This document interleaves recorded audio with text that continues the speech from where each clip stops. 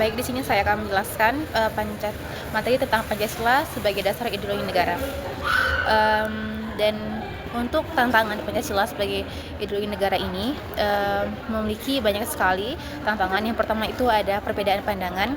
Indonesia adalah negara yang sangat beragam dengan berbagai suku, agama, dan budaya. Terkadang perbedaan ini menimbulkan perbedaan dalam cara memahami ataupun menerapkan nilai Pancasila.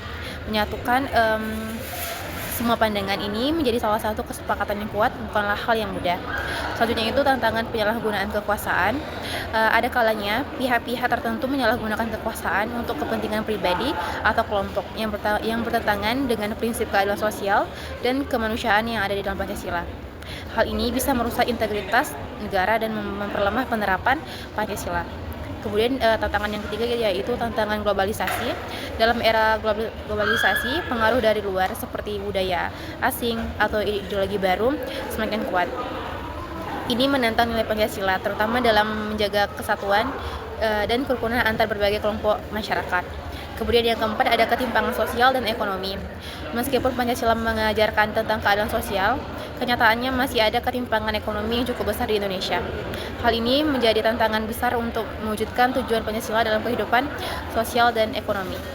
Kemudian yang terakhir, yang kelima yaitu tantangan kurangnya pemahaman Pancasila. Tidak semua warga negara memahami dan mengamalkan Pancasila dengan baik.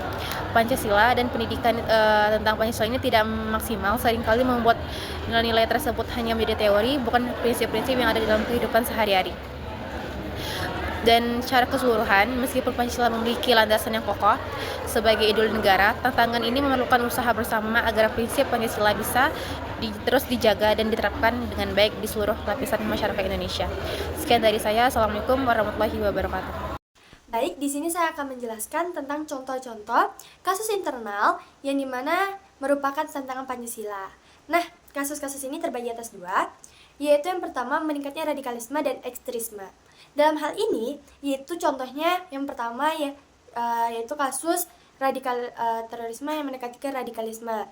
Nah, contoh ini bisa kita lihat pada tahun 2021, di mana ada teror sekelompok separatisme teroris di Papua. Terus ada juga kejadian yaitu peningkatan intoleransi umat beragama, yang dimana pada saat ini sering sekali mengunjur kebencian terhadap suatu agama di media sosial. Dan baru-baru ada sebuah berita yang dimana terjadi intoleransi di Garut, bahwasanya ada salah satu masyarakat yang tidak bisa melakukan ibadah sesuai dengan kepercayaan mereka. Nah, hal yang kedua yaitu konflik sosial dan ekonomi. Nah, konflik sosial dan ekonomi ini permasalahannya itu seperti konflik agraria yang dimana masyarakat adat dan masyarakat perusahaannya atau orang-orang perusahaan ingin mengambil lahan masyarakat. Contoh hal ini bisa kita lihat di Pulau Sumatera dan Pulau Kalimantan. Ada kasus demonstrasi yang dilakukan oleh mahasiswa serta masyarakat yang menolak revisi UU Ketenagakerjaan. Assalamualaikum warahmatullahi wabarakatuh. Perkenalkan, nama saya Rahra Abdullah Utama dengan NIM 24133024 akan membacakan materi tentang faktor eksternal. Yang pertama, globalisasi.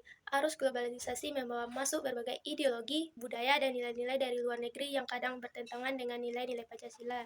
Yang kedua yaitu pengaruh media internasional.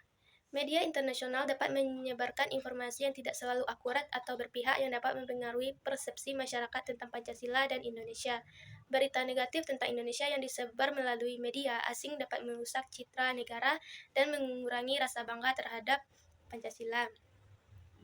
Yang ketiga, radikalisasi global.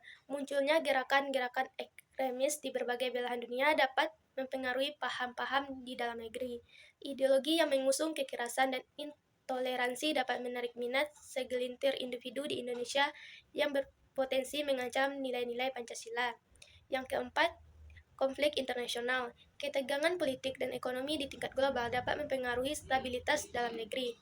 Yang kelima, teknologi dan informasi. Perkembangan teknologi informasi yang pesat memudahkan penyebaran ide-ide dalam paham dari luar. Ini termasuk paham-paham yang bertentangan dengan nilai-nilai Pancasila, penyebaran informasi yang cepat dan dapat membuat masyarakat lebih terpengaruh oleh ideologi asing. Yang keenam, perjanjian internasional. Beberapa perjanjian internasional dapat membawa dampak pada kebijakan dalam negeri yang mungkin tidak sejalan dengan nilai-nilai Pancasila. Misalnya, kesepakatan perdagangan yang mengutamakan kepentingan ekonomi tanpa memperhatikan aspek sosial dan budaya dapat mengabaikan prinsip keadilan sosial. Yang ketujuh, perubahan iklim dan krisis lingkungan. Isu-isu global seperti perubahan iklim dan krisis lingkungan dapat mempengaruhi kebijakan nasional dan interaksi sosial di dalam negeri. Ketidakadilan dalam penanganan isu di lingkungan dapat menciptakan ketegangan sosial yang bertentangan dengan prinsip keadilan sosial dan dalam Pancasila. Selanjutnya yaitu ada globalisasi dan pengaruh budaya asing. Masuknya ideologi asing yang tidak sejalan dengan Pancasila melalui media dan teknologi. Selanjutnya, pertarungan ideologis global, persaingan antara negara-negara besar yang mempengaruhi stabilitas ideologi Indonesia. Yang terakhir, adanya krisis ekonomi dan sosial, ketidakpastian ekonomi dalam mengarah pada penurunan nilai-nilai Pancasila dalam masyarakat.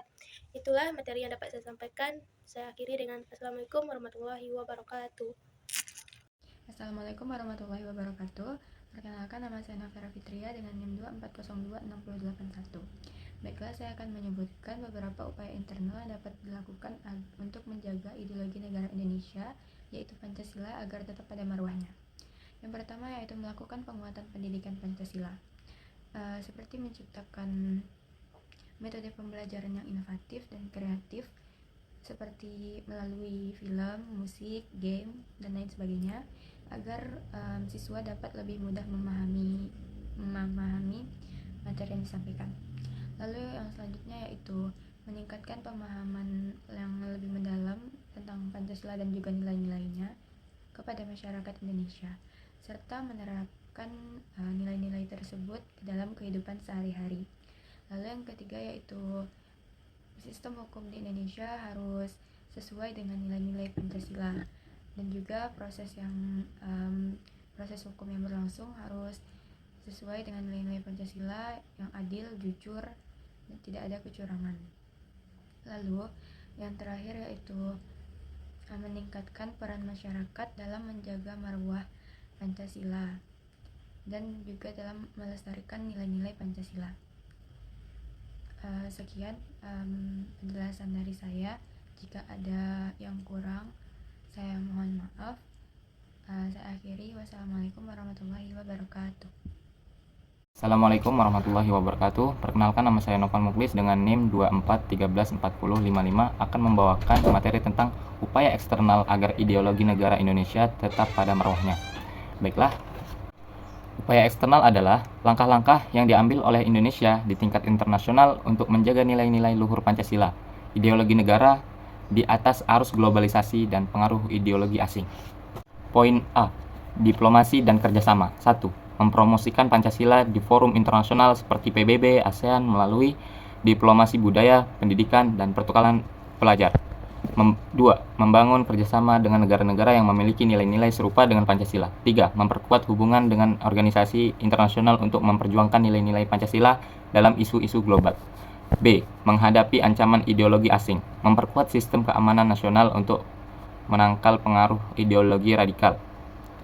Mempromosikan pendidikan Pancasila di sekolah dan masyarakat untuk menanamkan nilai-nilai sejak dini. Mendorong media massa untuk mempromosikan Pancasila dan melawan pengaruh ideologi asing. Yang C. Memperkuat ketahanan ideologi. Membangun masyarakat berakhlak mulia melalui pendidikan karakter dan budaya. Meningkatkan kesejahteraan rakyat melalui program pembangunan ekonomi sosial dan kesehatan. Membangun rasa nasionalisme yang kuat melalui cinta tanah air, kebanggaan budaya, dan semangat persatuan. Jadi, upaya eksternal sangat penting untuk mempertahankan marwah Pancasila di era globalisasi ini. Ini adalah tanggung jawab bersama pemerintah dan masyarakat dan individu. Mungkin cukup sekian materi yang bisa saya sampaikan. Wassalamualaikum warahmatullahi wabarakatuh.